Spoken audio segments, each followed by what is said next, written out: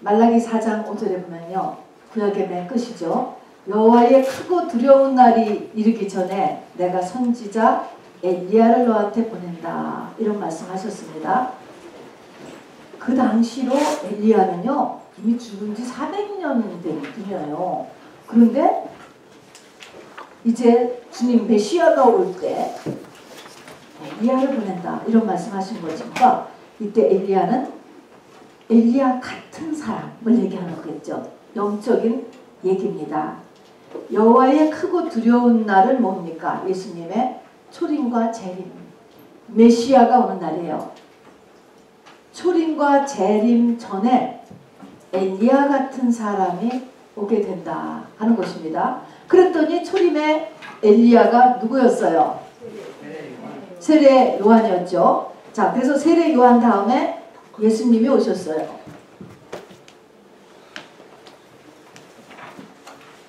하나 어디 가요?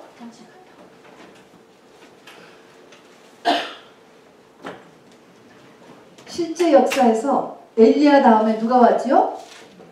엘리야 다음에 엘리사죠. 엘리야의 후계자로 엘리사가 오셨어요. 근데 초림 때 세례 요한이고 세례 요한 다음에 예수님이 오셨죠. 자, 여러분이 이제 여기서부터 집중이 필요합니다. 말씀에 집중하지 않으면 이게 안 들어가요. 절대로 안 들어갑니다. 집중하는 게 영적 전쟁이에요. 자, 그러다 보니까 엘리야 다음에 엘리사가 오시고 세례 요한 다음에 예수님이 오셨으니까 엘리야가 세례 요한이 엘리야의 모형이니까 엘리사가 예수님의 모형이 된다 하는 것입니다. 우리가 오늘 엘리사를 공부하는데 이것이 우리 신약에서 너무나 중요하기 때문에 그 말씀 드리는 것입니다. 구약에서 예수님의 모형으로 이렇게 아주 가장 잘 나타내신 분이기 때문에 그렇습니다. 그래서 엘리사가 예수님의 모형이에요. 자, 그러면 예수님의 모형이라고 하는 것은 예수님은 은혜 시대, 생명 시대예요. 은혜의 사역, 생명의 사역입니다. 자, 그래서 엘리사를 우리가 공부하는데요. 엘리사를 공부할 때 두 방면으로 항상 공부를 해야 돼요. 뭐냐면 우리가 어떻게 엘리사가 될 수 있는가. 아까 얘기한 것처럼 말라기서에 내가 선지 엘리야를 보낸다 할 때도 그때 엘리야가 진짜 엘리야가 아니고 엘리야 같은 사람이잖아요. 여기서도 우리가 어떻게 엘리사 같은 사람이 되느냐. 이게 관건인데요. 이게 큰 한덩이가 있고 또 하나는 이제 엘리사는 성경에서 예수님 다음으로 가장 많은 기적을 베푸신 분이에요. 내가 어떻게 기적의 수혜자가 되는가. 그렇잖아요. 기적의 수혜자가 된다라고 하는 것은 내가 어떻게 성령의 혜택을 받느냐는 거죠. 중요한 것입니다. 어떻게 성령과 접속이 되느냐 하는 것입니다. 어떻게 내가 하나님하고 만나느냐의 문제인 거예요. 그래서 두 가지면 어떻게 내가 직접 엘리사가 되느냐 문제와 두 번째는 내가 어떻게 엘리사로부터 혜택을 받느냐 이 두 가지를 같이 찾아봐야 되는데 오늘 이 시간에는 두 번째 것만 하실 것입니다.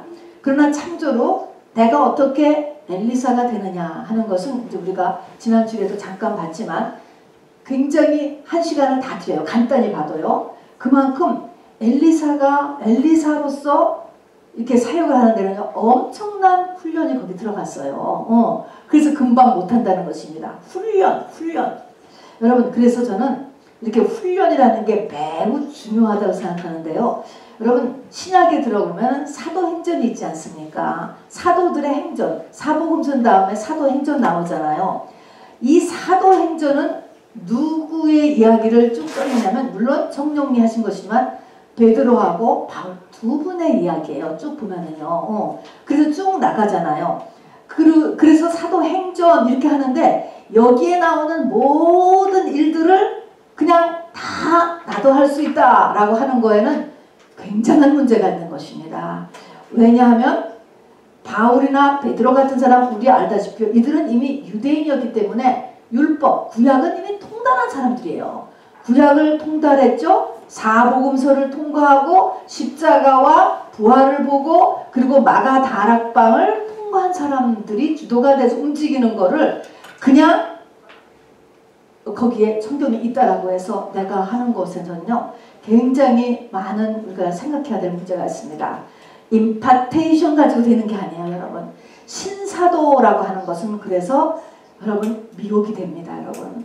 이 사도는 그렇게 만들어진 게 아니에요, 여러분.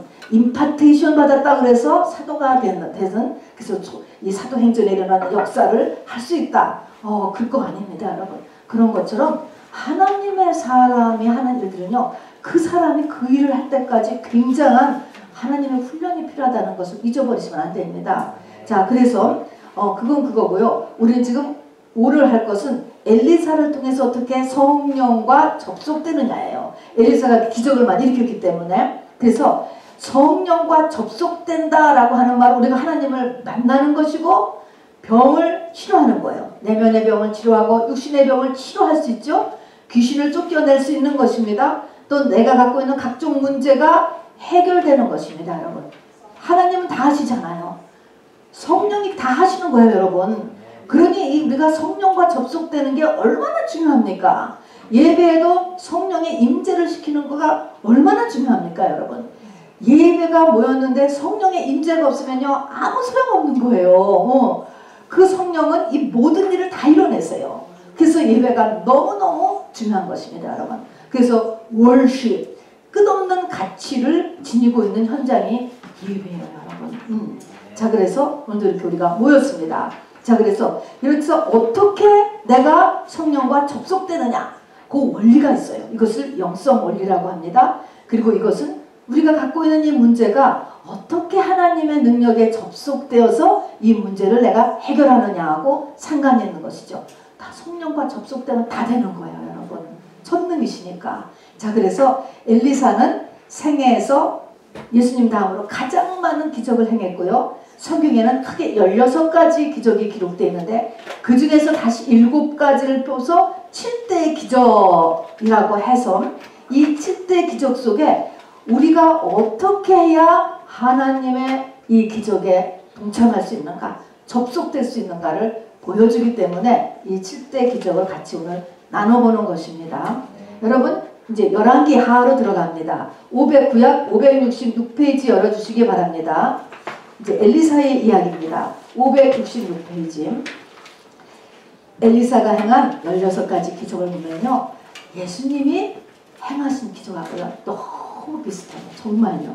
그런 것을 보면은 바로 예수님 전에 800년 전에 했던 일, 예수님 때 했던 일, 다음에 초대교회에서 했죠. 우리도 똑같이 할 수 있겠구나, 이게 되는 거예요. 자, 어쨌든 열왕기 하 4장 열어주셔서 4장 1절부터 7절까지 우리 한 절씩 읽겠습니다. 4장 1절에서부터 7절 읽으세요. 마이크 가지신 분. 자, 566페이지 이것도 찾으세요. 읽으시기 바랍니다. 선지자의 제자들의 아내 중에 한 여인이 엘리사에게 부르짖어 이르되 당신의 종 나의 남편이 이미 죽었는데 당신의 종이 여호와를 경외한 줄은 당신이 아시는 바니이다. 이제 빚 준 사람이 와서 나의 두 아이를 데려가 그의 종을 삼고자 하나이다 하니 다 같이 엘리사가 그에게 이르되 내가 너를 위하여 어떻게 하랴? 네 집에 무엇이 있는지 내게 말하라. 그가 이르되 그 집종의 집에 기름 한 그릇 외에는 아무것도 없나이다 하니 이르되 너는 밖에 나가서 모든 이웃에게 그릇을 빌리라. 빈 그릇을 빌리되 조금 빌리지 말고 너는 내 두 아들과 함께 들어가서 문을 닫고 그 모든 그릇에 기름을 부어서 차는 대로 옮겨 놓으라 하니라. 여인이 물러가서 그의 두 아들과 함께 문을 닫은 후에 그들은 그릇을 그들에게 가져오고 그는 부었더니 그릇에 다 찬지라. 여인이 아들에게 이르되 또 그릇을 내게로 가져오라니 아들이 이르되 다른 그릇이 없나이다 하니 기름이 곧 그쳤더라. 그 여인이 하나님의 사람에게 나아가서 말하니 그가 이르되 너는 가서 기름을 팔아 빚을 갚고 남은 것으로 너와 내 두 아들이 생활하라 하였더라. 아멘. 자, 여기 이 아내가 얘기한 것처럼 우리 남편은 여호와를 경외하는 줄 당신이 아시는 바니다. 신학생입니다, 여러분. 여호와를 경외하는 이 신학생의 가정에 죽었어요. 남편이요. 애가 둘, 아들 둘을 놓고 더군다나 빚더미 위에 집안을 놔두고 정말 졸업도 못한 채 죽었습니다. 대책이 없으니까 당시의 율법으로는 빚을 못 갚으면 그 자녀를 6년간 노예로 잡아갈 수 있었습니다. 세상에서는 뭐 그것이 당연한 법이긴 하지만 여러분 이 에미의 마음, 이 아내의 입장은 얼마나 기가 막히겠습니까? 지금 이 상태. 자, 이런 일이 지금 벌어졌어요. 벌어졌다고요. 자, 이런 일이 벌어졌을 때 이제 우리가 여기서 봐야 될 것.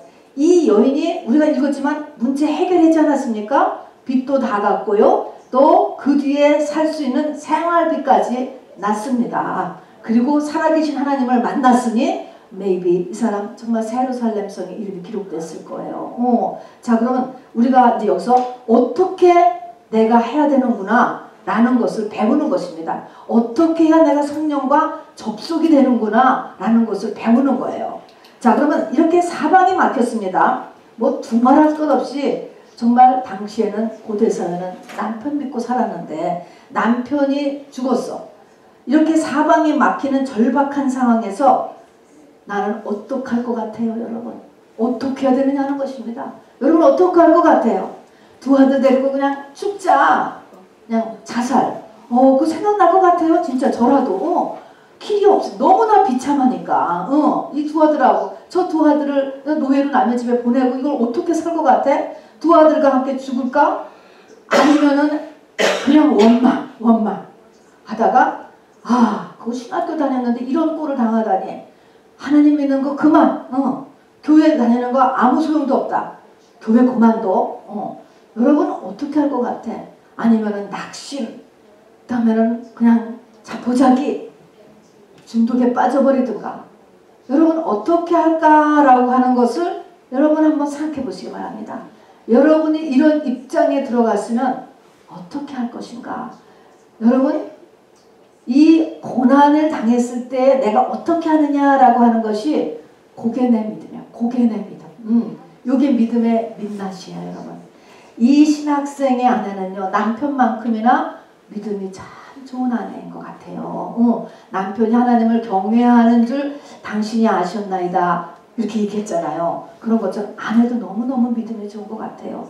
자, 어떻게 해야 되죠? 연기 있는 것처럼 부르짖었다 그랬습니다. 엘리사에게 부르짖었다. 하나님께 부르짖어야 되는 거예요. 하나님 앞에. 여러분 여기에 발을 뗄 수 있겠습니까? 하나님 앞에 부르짖는 거예요. 그리고 와서는 얘기했습니다. 이렇게 저렇게. 두 번째는 자세하게 상황을 엘리사한테 설명했어요. 하나님 앞에 자세하게 상황을 설명한 거예요. 하나님의 종에게 자세하게 상황을 설명했단 말입니다. 여러분 이게 믿음이에요. 믿음. 이런 것이. 참 믿음이 좋죠? 자, 이렇게 해야 되는구나 라고 하는 것을 우리가 받아들여야 돼요. 그리고 이렇지 못한 나의 모습, 나는 여기까지 지금 진도를 못 나갈 것 같은데 그러면은 여러분 지금 회개하고 바꾸시기를 바랍니다. 자, 그런데 우리가 한번 옆에서 이렇게 볼 때요, 이렇게 하나님을 경외하는 이 신학교까지 다니니 말입니다. 이런 사람의 집에 왜 이런 일이 일어났지? 또 왜 이런 일이 일어났을까, 여러분? 우선 집도 빚이 지금 있고 경제적으로 펴지지를 못하고 있는 상태잖아요. 이렇게 빚도 있고 그 다음에는 또 죽었고 어떡하란 말이야. 애들도 아직 어린데. 왜 믿음 생활을 잘 했는데 이런 일이 일어났죠. 여러분 이것이 마지막 때의 상황입니다. 여러분 뭐냐면은 마지막 때는요, 그냥 세상이 잘 되는 게 믿음 잘 되는 거가 절대 아니에요. 여러분 마지막은 생명사역이거든요. 그렇기 때문에 그래요. 베드로 전서 이제 신약의 얘기입니다. 베드로 전서 4장 12절에 보면은요, 너희를 연단하려고 오는 불시험을 이상히 여기지 말라 이렇게 써 있어요. 너희를 나를 연단은 뭐야? 나를 정금 만든다는 것입니다. 나를 정금 만들려고 불시험이 온다는 거예요. 불이요, 불이 오는 것 이상히 여기지 말라. 당연하다는 것입니다. 여러분 나를 정금 만들기 위해서 달리는 말을 더 채찍질하는 거 아세요, 여러분? 금이 없으면 물독에 안 넣어요. 늘 가치가 없기 때문에, 쓸만한 게 있기 때문에 영광도에 집어넣는 것입니다. 이게 신약이에요. 구약은 이렇지 않아요. 구약의 축복은요, 절대적으로 이 세상 축복이에요, 여러분. 그렇게 시작을 하는 거예요, 하나님 앞에 가는 거가. 그러나 이제 신약은 주여 오실 때가 가까워하지 않았습니까? 우리는 그 시대에 살고 있잖아요. 그러면 이것이 곧바로 우리는 이쪽으로 들어가게 돼요. 그래서 나를 연단하교로 불시험해 오는 것입니다. 로마서 8장 18절에도요. 현재의 고난은 장차올 영광과 비교할 수 없도다. 신약입니다, 여러분. 신약에서 하나님께서 우리를 끌어가는 방식을 지금 이미 엘리사 때 이렇게 보여주고 있는 거예요. 그래서 하나님을 경외하는 이 훌륭한 이 부부, 믿음의 이 부부에 대한 이런 이야기가 등장하는 것입니다. 그래서 여기서 이제 우리가 어떻게 대처해야 되냐. 하나님의 목적을 맞춰줘야 되잖아요. 나를 정금 만드는 쪽으로 끌어가야지 여기서 돈 더 벌어야 되겠다. 이쪽으로 가면은 이게 목적이 안 맞는 것입니다, 여러분. 자, 그러면 엘리사가 어떻게 했느냐. 와서 하나님 앞에 부르짖었고 자기의 사정을 다 얘기했습니다. 그렇게 했더니 엘리가 뭐라고 첫 번째 얘기하냐 보니까요. 4장 2절에 보니까 너한테 남은 게 뭐 있느냐라고 물어봐요.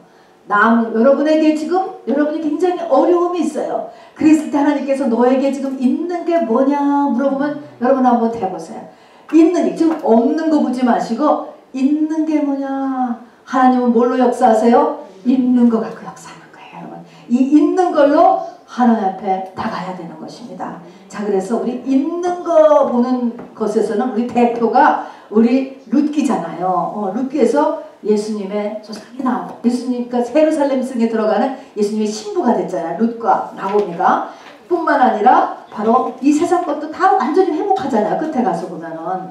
그렇게 이제 영원한 것과 이 땅의 것을 다 해결한 그 룻기에도 보면은 이 룻이 다 잃어버리잖아요. 다 잃어버려.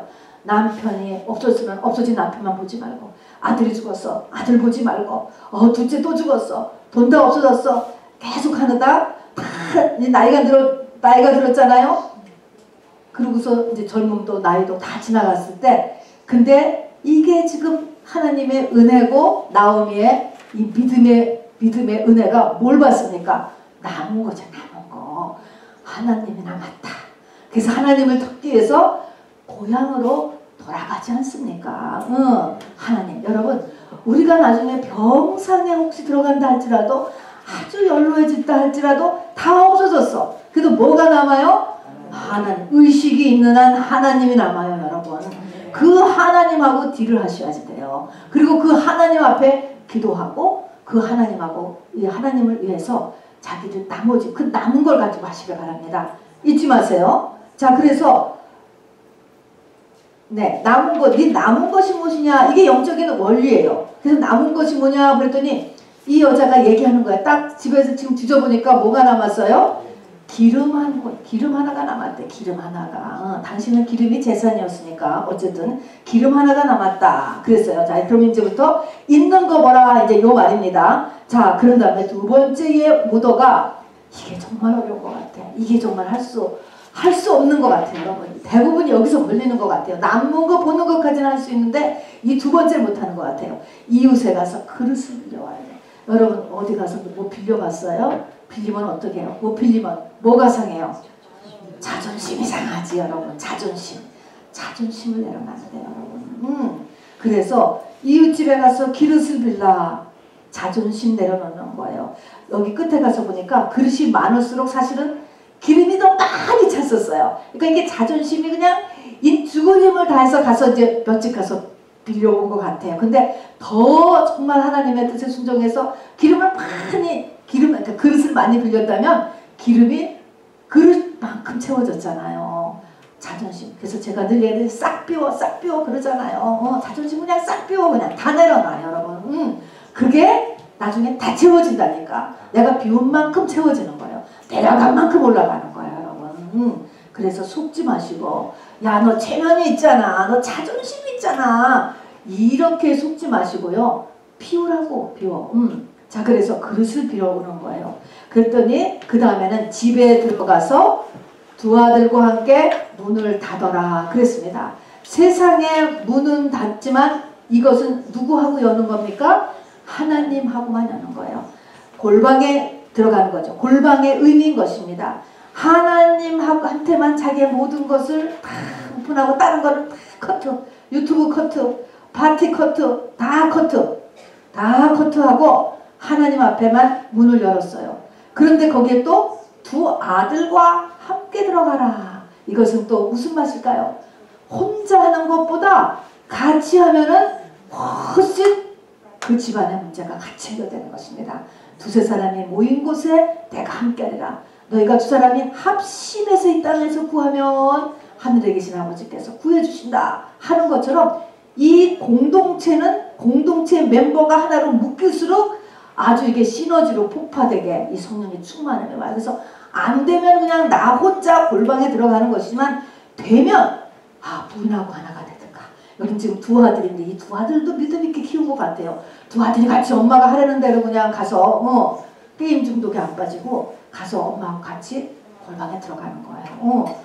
이러니까 뭐 기적이 그냥 그대로 접속됐죠. 그래서 골방에 들어가 가지고 이제 엘리사의 말에 순종하는 것이죠. 그래서 자기가 가지고 있는 기름 한 그릇을 갖다가 빌려온 그릇에다가 부니까 이게 끝도 없이 불러지는 거야. 끝도 없이. 뭐 이건 엘리야 때도 그렇잖아요. 한 번 먹을 거밖에 없는데 그걸로 3년 6개월을 먹도록 되잖아요. 이런 기적이 일어났습니다. 그러니까 이렇게 해서 바로 빚을 다 갚았을 뿐만 아니라 생활할 수도 있게 되었다 하는 이야기인 것입니다. 자, 여기서 나는 여기서 지금 어디가 부족하다라고 하는 것을 반드시 깨달으셔야 돼. 그리고 하나님의 음성을 들어야 돼. 네가 그 부분을 뚫으면 네 문제가 해결되는 거야. 이런 음성을 들을 수 있게 되기를 바랍니다. 그래서 영성 원리라는 말이 있어요. 영이라게 하는 것도 영의 세계도 과학이라는 거예요. 그게 원리라는 거예요. 그대로 하면 그대로 되는 거예요. 그래서 과거나 현재나 영원토록 우리 예수님은 동일하시다 하는 말. 그래서 교회에 와서 이런 영의 원리를 배우는 것입니다. 사단은 어떻게 할까요? 이거를 막아요. 자꾸 막기 때문에 채널이 막히니까 안 뚫어져. 이 문제를 해결해야 되는데 안 뚫어진단 말입니다. 자, 그래서 이렇게 해서 이 여자가 문제를 해결했습니다. 이 가정이. 자, 두 번째 2장 19절부터 22절까지 562페이지로 들어갔습니다. 562페이지에 가서요. 2장 19절부터 22절까지 또 우리 또 동일하게 읽을 것입니다. 자, 읽으세요. 560이면 여러분도 같이 읽을 것입니다. 읽으세요. 2장 19절입니다. 열왕기하 2장 19절. 그 성읍 사람들이 엘리사에게 말하되 우리 주인께서 보시는 바와 같이 이 성읍의 위치는 좋으나 물이 나쁨으로 토산이 익지 못하고 떨어지나이다. 다 같이 10절. 엘리사가 이르되 새 그릇에 소금을 담아 내게로 가져오라 하매 곧 가져온지라. 엘리사가 물 근원으로 나아가서 소금을 그 가운데에 던지며 이르되 여호와의 말씀이 내가 이 물을 고쳤으니 이로부터 다시는 죽음이나 열매 맺지 못함이 없을지니라 하셨느니라 하니 그 물이 엘리사가 한 말과 같이 고쳐져서 오늘에 이르렀더라. 엘리사가 거기서 됐습니다. 여기까지 읽겠습니다. 이것이 이제 이 여리고 도시에 물이 나빠서 토산이 익지 못하여 열매 맺지 못해. 그냥 날씨도 참 좋고 위치도 좋은데 열매 맺지 못하고 중간에 자꾸 떨어져. 우리가 농사를 졌으면 이 열매를 누려야 되잖아요. 그런데 안 되는 거예요. 이것이 계속 떨어져서 열매가 안 되는데 이것이 이제 엘리사가 고쳤는데 문제의 근원 여기다니까 어디 가서 그렇죠? 소금을 가져놓으라 하면서 하니까 물이 나쁘다. 물의 근원으로 가서 소금을 그 가운데 던졌다 그랬습니다. 물의 근원에 가서 소금을 넣었더니 물이 전체가 고쳐졌다는 것입니다. 자, 그래서 우리의 문제를 고치는 하나님의 방법이에요.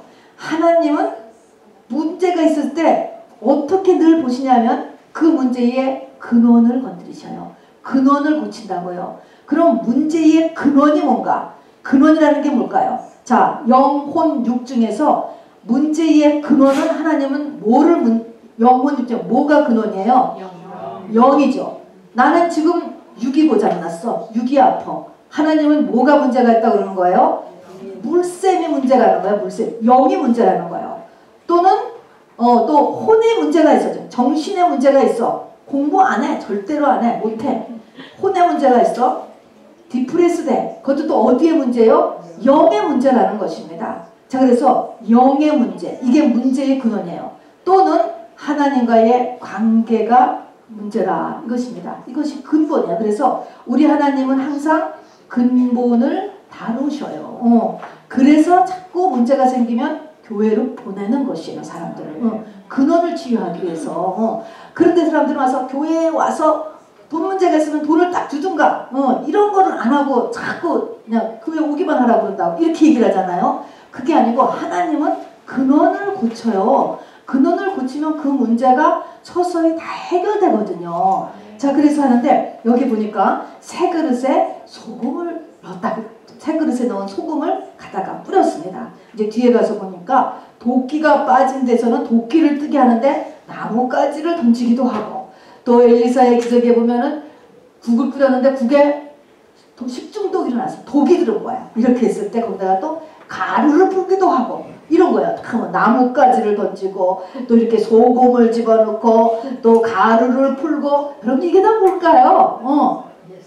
예수님을 나타내는 것이죠. 예수님을 나타내고 지금은 이게 또 뭘까요? 지금 같은 우리가 예수 이름이에요. 여러분 우리가 예수 이름으로 귀신 쫓고 예수 이름으로 명령기도 하고 예수 이름으로 기도도 하고 예수 이름이에요. 여러분. 자, 근데 예수님의 이름으로 기도했다라고 해서 다 되는 게 아니고요.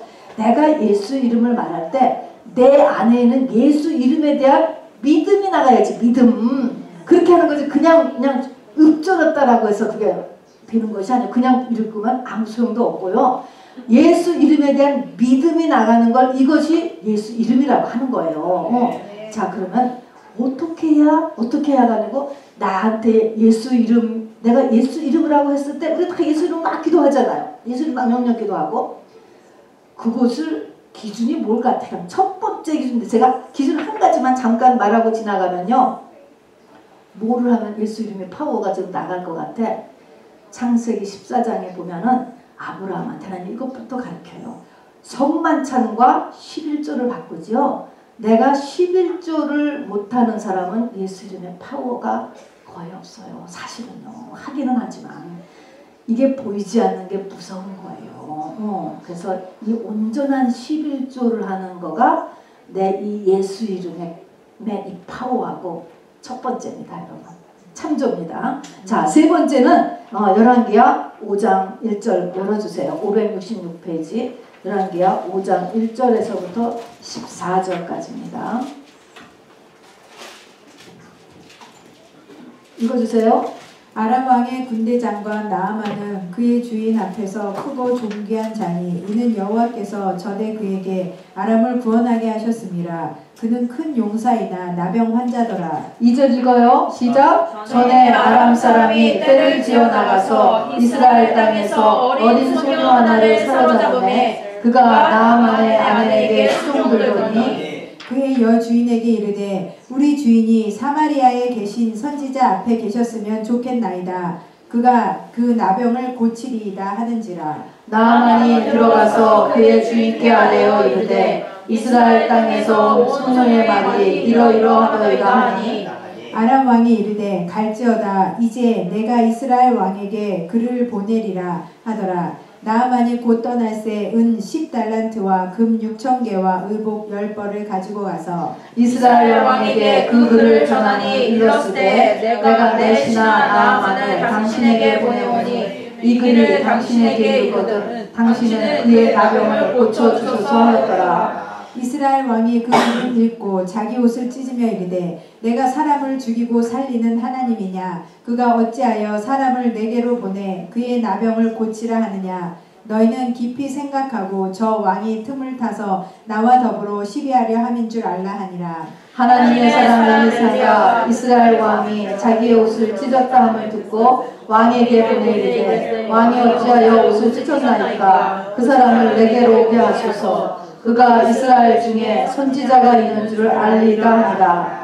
나아만이 이에 말들과 병거들을 거느리고 이르러 엘리사의 집에 집 문에 서니 사자를 그에게 보내이르되 너는 가서 요단강에 몸을 7번 씻으라. 내 살이 회복되어 깨끗하리라 하는지라. 나아만이 노하여 물러가며 이르되 내 생각에는 그가 내게로 나와 서서 그의 하나님 여호와의 이름을 부르고 그의 손을 그 부위 위에 흔들어 나병을 고칠까 하였도다. 다메섹 강 아바나와 바르바는 이스라엘 모든 강물보다 낫지 아니하랴. 내가 거기서 몸을 씻으면 깨끗하게 되지 아니하랴 하고 몸을 돌려 분노하여 떠나니.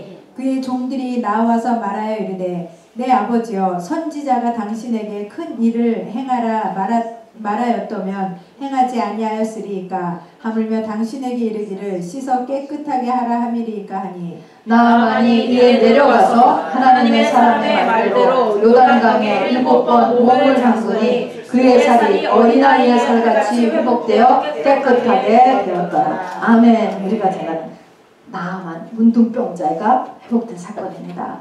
자, 여기서 우리가 7가지가 있는데요. 어떻게 해야 또 성령에 접속이 되느냐는 것입니다. 고쳤습니다, 여러분. 뭐든지 돼요, 우리 하나님. 전능하신 하나님이죠. 첫 번째가 뭡니까? 대책.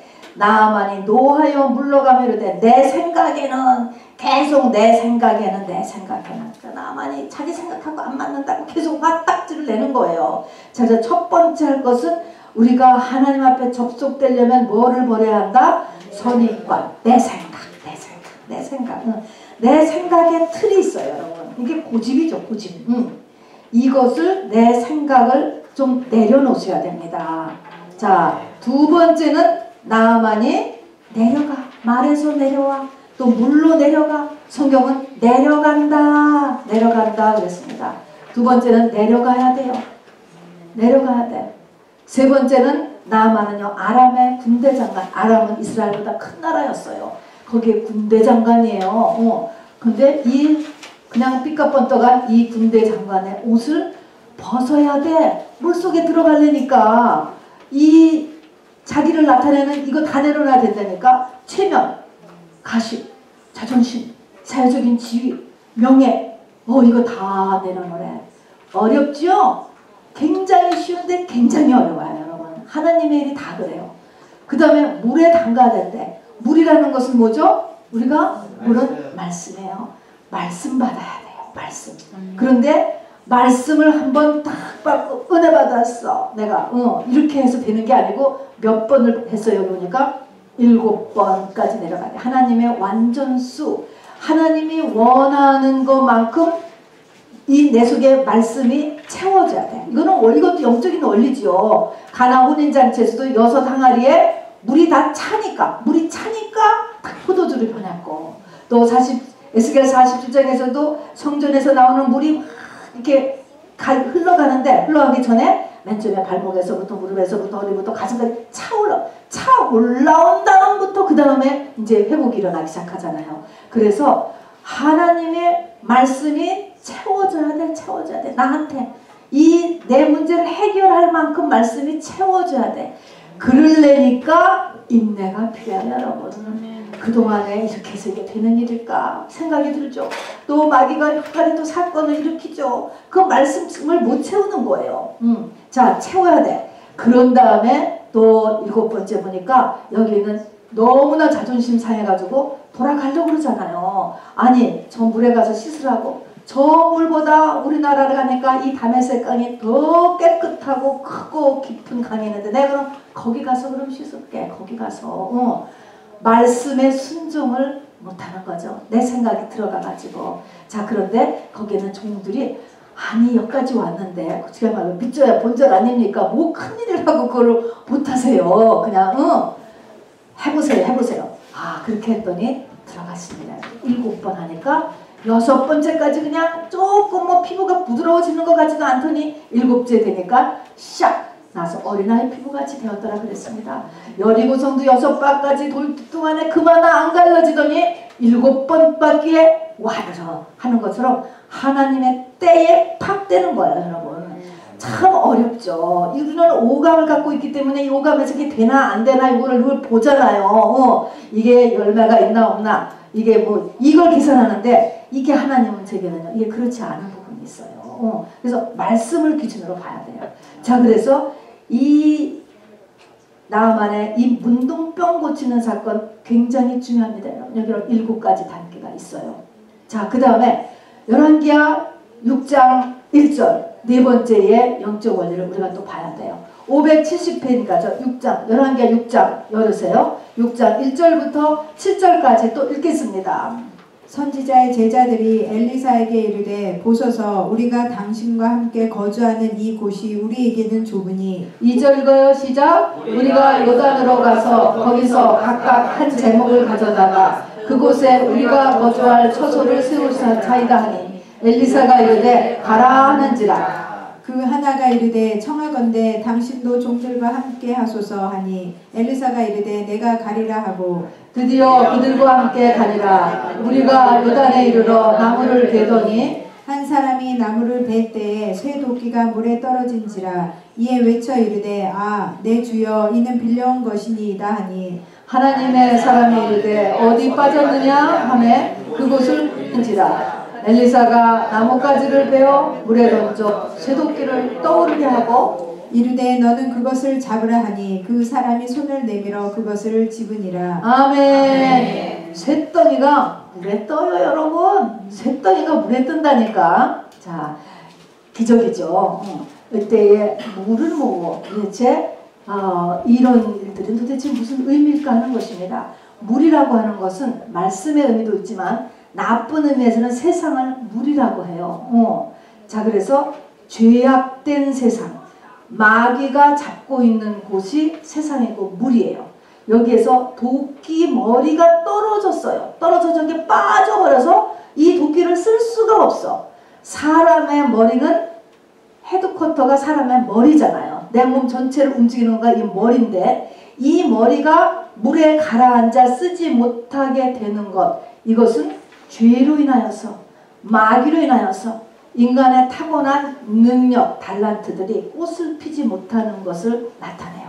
이때 나뭇가지를 던졌어요. 예수로 인하여서 하나님이 우리에게 주신 모든 잠재적인 능력, 또 나에게 내려보이는 축복을 꽃 피우는 것을 이야기하는 것입니다.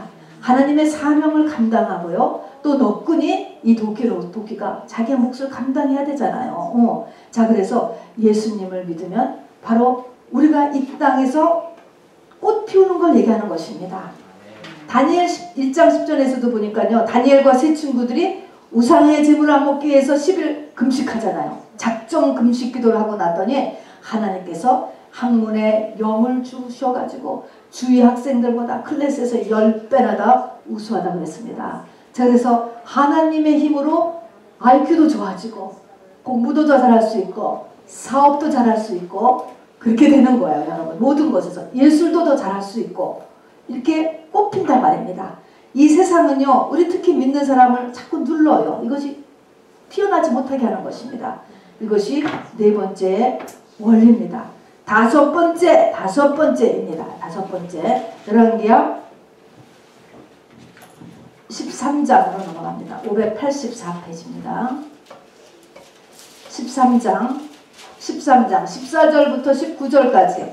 자, 여러분 어렵지만 읽어봅시다. 엘리사가 죽을 병이 들매 이스라엘의 왕 요아스가 그에게로 내려와 자기의 얼굴에 눈물을 흘리며 이르되 내 아버지여 내 아버지여 이스라엘의 병과 마병이여 하매 엘리사가 그에게 이르되 활과 화살들을 가져오소서 하는지라. 활과 화살들을 그에게 가져오매 또 이스라엘 왕에게 이르되 왕의 손으로 활을 잡으소서 하매 그가 손으로 잡으니 엘리사가 자기 손을 왕의 손 위에 얹고 이르되 동쪽 창을 여소서 하여 곧 열매. 엘리사가 이르되 쏘소서 하는지라. 곧 쏘매 엘리사가 이르되 이는 여호와를 위한 구원의 화살 곧 아람에 대한 구원의 화살이니 왕이 아람 사람을 멸절하도록 아벡에서 치리이다 하니라. 또 이르되 화살들을 집으소서 곧 집음에 엘리사가 또 이스라엘 왕에게 이르되 땅을 치소서 하는지라. 이에 3번 치고 그친지라. 하나님의 사람이 노하여 이르되 왕이 대여섯 번을 칠 것이니이다. 그리하였다면 왕이 아람을 진멸하기까지 쳤으리이다. 그런즉 이제는 왕이 아람을 3번만 치리이다 하니라. 아멘. 여기 보니까요, 이 엘리사를 보고 왕이 이렇게 얘기하잖아요. 이스라엘의 병거와 말은요, 이렇게 얘기하잖아요. 이 말은 엘리야도 똑같이 들었던 말인데, 이 말이 뭐냐면 이 엘리사가요, 적의 동태를 다 알고 있는 거예요. 그리고 또 전쟁법을 맨날 가르쳐 줬었어요. 그래서 이스라엘의 병거와 말은요, 이렇게 얘기한 거예요. 이 아람은요, 첩자가 있는 줄 알았다고 이렇게 써 있어요. 우리가 작전했던 걸 어떻게 다 알지? 우리 적군이 여기 숨어 들어가는데 어떻게 저 이스라엘 적을 다 알지? 이렇게 했어요. 그걸 누가 가르쳐 줬는지 아세요? 엘리사가 그걸 다 알았어요. 그렇기 때문에 이 엘리사가 나라를 이렇게 지켰는데 지금 엘리사가 지금 죽을 병에 들어서 죽게 생겼거든요. 이렇게 죽게 생겼으니까 이제 지금 왕이 너무나 걱정이 돼가지고 엘리사를 찾아갔습니다. 그랬더니 엘리사가 왕의 손을 탁 잡고서 이제부터 이제 내 손이 바로 이제 이 왕의 손같이 되어서 똑같이 이 적을 이길 수 있을 것입니다. 그 능력을 당신에게 전수합니다. 이런 이제 의미로 활을 한번 쏘게 했어요. 그렇게 한 다음에 이제 그 다음이 중요하죠.